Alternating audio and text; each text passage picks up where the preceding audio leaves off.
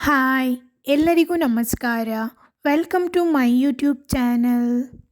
ಮೊನ್ನೆ ಊರಲ್ಲಿ ಅಜ್ಜನ ಮನೆಗೆ ಹೋದಾಗ ಅಜ್ಜಿ ಮಕ್ಕಳು ಮೊಮ್ಮಕ್ಕಳೆಲ್ಲ ಬಂದಿದ್ದಾರೆ ಅಂತ ತುಂಬ ಪ್ರೀತಿಯಿಂದ ನಾರಾಯಣ ಕಟ್ಟಾರ ಅಥವಾ ಬಿಸ್ಕೆಟನ್ನು ಮಾಡಲು ಶುರು ಹಚ್ಚಿಕೊಂಡರು.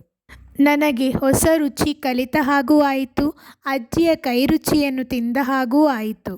ಮನೆಯವರೆಲ್ಲರೂ ಒಟ್ಟು ಸೇರಿ ಅಜ್ಜಿಯ ಕೈ ರುಚಿಯನ್ನು ಸಂಭ್ರಮಿಸಿದಂತಹ ಕ್ಷಣವನ್ನು ನಿಮ್ಮೊಂದಿಗೂ ಹಂಚಿಕೊಳ್ತಾ ಇದ್ದೇನೆ.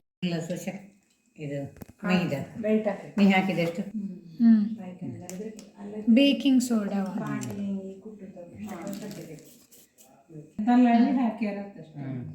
ಮೈದಾ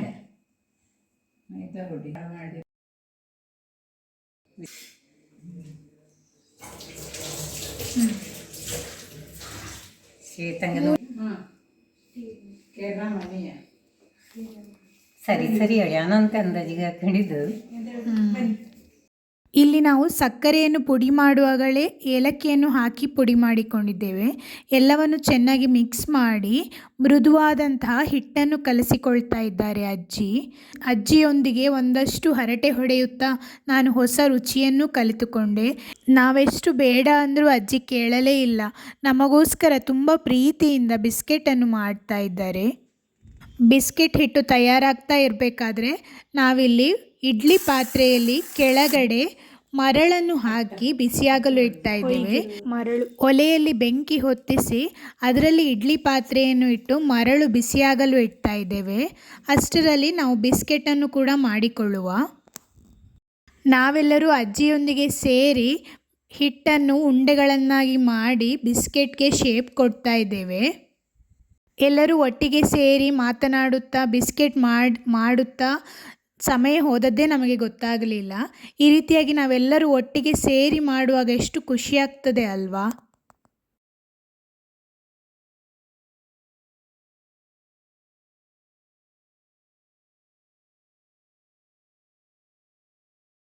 ಇಡ್ಲಿ ಪಾತ್ರೆಯ ಬದಲು ನಾವು ಕುಕ್ಕರನ್ನು ಕೂಡ ಬಳಸಬಹುದು.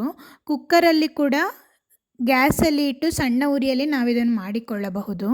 ಬಿಸ್ಕೆಟ್ ರೀತಿ ಎಲ್ಲವನ್ನು ತಯಾರಿಸಿ ಒಂದು ಟ್ರೇಯಲ್ಲಿ ಇಟ್ಟಿದ್ದೇವೆ. ಇಡ್ಲಿ ಪಾತ್ರೆಯಲ್ಲಿ ಕೆಳಗೆ ನಾವು ಮರಳನ್ನು ಹಾಕಿದ್ದೇವೆ. ಅದರ ಮೇಲೆ ಒಂದು ಸ್ಟ್ಯಾಂಡನ್ನು ಇಟ್ಟು ನಂತರ ನಾವು ಅದರ ಮೇಲೆ ಬಿಸ್ಕೆಟ್ ತಯಾರಿಸಿರುವ ಟ್ರೇಯನ್ನು ಇಡ್ತಾ ಇದ್ದೇವೆ. ಬಿಸ್ಕೆಟ್ ಕೆಂಡದಲ್ಲೇ ಆಗಬೇಕಂತೆ, ನಾವಿದಕ್ಕೆ ಜಾಸ್ತಿ ಬೆಂಕಿ ಹಾಕಬಾರ್ದು ಅಂತ ಅಜ್ಜಿ ಹೇಳ್ತಾ ಇದ್ರು. ಗ್ಯಾಸಲ್ಲಿ ಆದರೆ ಸಣ್ಣ ಉರಿಯಲ್ಲಿ ಇಡಬೇಕು.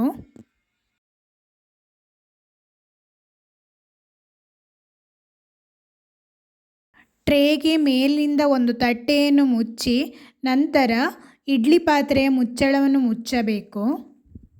ಇದನ್ನು ನಾವು 40 ನಿಮಿಷ ಕೆಂಡದಲ್ಲಿ ಬೇಯಲು ಬಿಡೋಣ.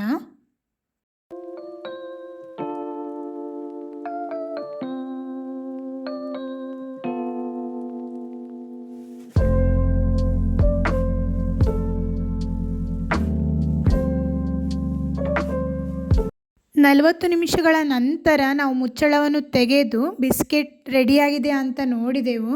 ನನಗಂತೂ ತುಂಬ ಆಶ್ಚರ್ಯವಾಯಿತು. ಬೇಕರಿಯಲ್ಲಿ ಸಿಗುವ ಥರನೇ ಇತ್ತು. ಹೊರಗಡೆ ಕ್ರಂಚಿ, ಒಳಗಡೆ ಸಾಫ್ಟಾಗಿ, ಬಾಯಲ್ಲಿಟ್ಟರೆ ನೀರಾಗುವಂತಿತ್ತು. ಬಿಸ್ಕೆಟ್ನ ತಳಭಾಗ ಈ ರೀತಿಯಾಗಿ ಗೋಲ್ಡನ್ ಬ್ರೌನ್ ಕಲರ್ ಬರಬೇಕು ಅಂತ ಅಜ್ಜಿ ಹೇಳ್ತಾ ಇದ್ರು. ಹಾಗಿದ್ದಲ್ಲಿ ಅದು ಪರ್ಫೆಕ್ಟಾಗಿ ಆಗಿದೆ ಅಂತ ಲೆಕ್ಕ. ಅಜ್ಜಿ ಎಲ್ಲರನ್ನೂ ಬಿಸ್ಕೆಟ್ ಸವಿಯಲು ಕರೀತಾ ಇದ್ದಾರೆ.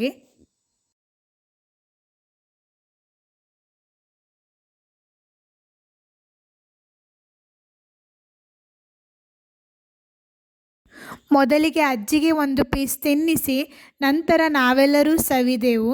ಅಜ್ಜಿಯೇ ನಮ್ಮೆಲ್ಲರಿಗೂ ತಿನ್ನಿಸಿದರು.